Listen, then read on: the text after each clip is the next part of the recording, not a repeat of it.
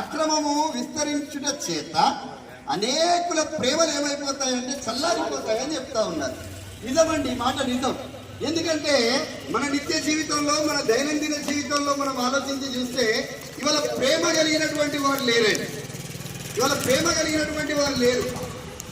అన్నదమ్ముల మధ్య ప్రేమలు లేవు, అక్క చెల్లెళ్ళ మధ్య ప్రేమలు లేవు, తల్లిదండ్రుల మధ్య ప్రేమలు లేవు, బంధువుల మధ్య ప్రేమలు లేవు, స్నేహితుల మధ్య ప్రేమలు లేవు.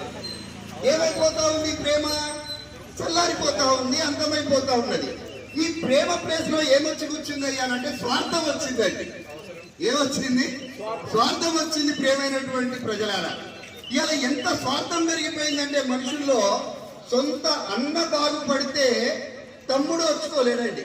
ఒక తల్లి గడుపున పుట్టినటువంటి అన్నదమ్ములు ఇద్దరు ఉంటే తమ్ముడు బాగుపడితే అన్న వచ్చుకోలేకపోతా ఉన్నారు.